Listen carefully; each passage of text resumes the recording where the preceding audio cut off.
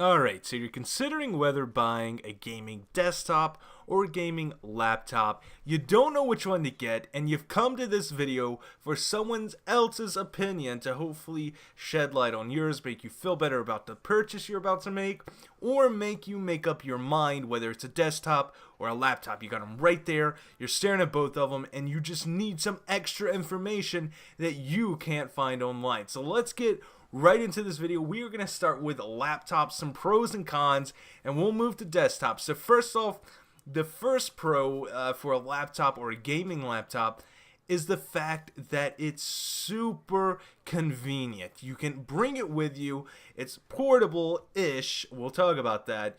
And it's something you just bring over to your friend's house, play a game, and just have some fun. You know, you don't have to worry about lugging around a big box and having your monitors with you and your keyboards and your mouse and all that stuff and worrying about setting it up, looking for extra plugins on the wall. Gotta get out that power strip. It's something you can bring with you and play. You possibly could even do this in school and impress all your friends. A next pro to a laptop is the fact that not only is it more cutting edge, it's kind of a cool thing to have. You know, not a lot of people have a gaming laptop, but it's something that is kind of like a staple. You can say, oh man, I got that Alienware, I have that MSI, or if you're fortunate enough to have a Razer Blade, you can pull that thing out and people will be envious, whether they're console players or PC players. They look at that and they'll be like, you can play games on that. And all you gotta say is yes. So let's move on to some cons. And unfortunately, the cons outweigh the pros when it comes to gaming laptops. So first off, we're gonna talk about form factor. They're thick, and not the good kind of thick. They're super heavy, and it's pretty much like carrying around a brick with you everywhere you go. And I know some of you guys are like, yeah, but the Razer is just as thin as the new MacBook Pro, and it's a gaming laptop.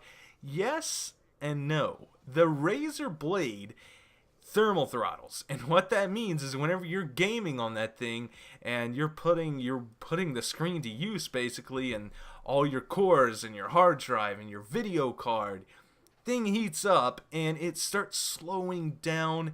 And it's not one of those things that you're going to play AAA titles on, whether it be Black Ops 3 for some custom zombie maps or like GTA. So the fact that it's so thin keeps it really, really warm inside, and that's not a good thing. So bigger PCs or bigger gaming laptops is a good thing in some ways because one, they can fit way more technology underneath the hood, and the next thing is that it doesn't heat up quite as much. The air can get in there and it can get out, cool all your parts down, and keep it nice, but not as much as an actual tower or a gaming desktop. So another con, and this was the big one, this is the one that I really want you guys to think about if you're really considering buying a gaming laptop, and it's that the battery life is not good. Whenever you hear laptop, it makes you think of your mom's Dell, and you're like, hey, I could be playing, she's always on that thing, and it never dies. But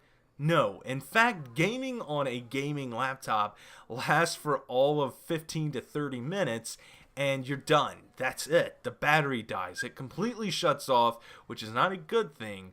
And then you're stuck there having to plug it into the wall and be tethered to a wall, the exact thing a laptop is not supposed to be, and gaming like that. The next thing is the screen size. The screen sizes are not that good because, one, if it's going to be a gaming laptop, I'd like to see anything over 15 inches, but it looks like people are going for that 13, 14, pushing 15 kind of screen real estate, and I don't like that. And most people are like, oh, I hook it up to an external monitor anyway, I just use that on the go or whatever. But if you're gonna hook it up to a monitor, have a mouse and keyboard, why not have a desktop and actually get really good performance for your money? And next up, we're gonna be talking about the desktops for the last section of this video. We're going to be talking about pros and cons again. Hopefully by the end of this video you can make up your mind. So pros with a desktop is you can unlimited amount of times, just unlimited updates or upgrades rather. You can, if you need more RAM, you stick some more RAM in there. If you need another graphics card, you hook another graphics card in there. You either yank the one you got out if it doesn't support SLI or Crossfire, and you put the new one in, and if that one supports SLI or Crossfire, you put another one in, and you bridge it, and you have the power of 2 graphics cards to 1 monitor, or 2 or 3, or however many monitors you have when you're playing games. So you can always upgrade, even if you spend a small amount at the beginning. As long as you put your money into decent parts that you can work on and work up from, you can always upgrade. So that's why I always say put a little bit more money into your CPU and motherboard to make sure that you have proper expandability, and also with your power supply. That's 3 things you really need to put your money into whenever you're building a budget build PC, unless you're going to be happy with that and you know that you're going to upgrade the complete thing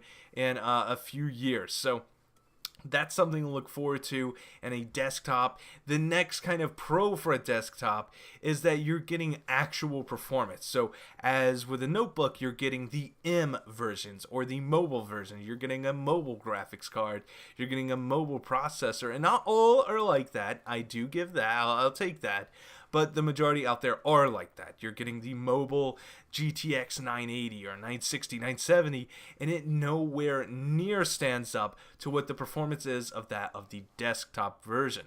And now let's move into the cons of having a desktop. And the number one thing is there is absolutely no portability.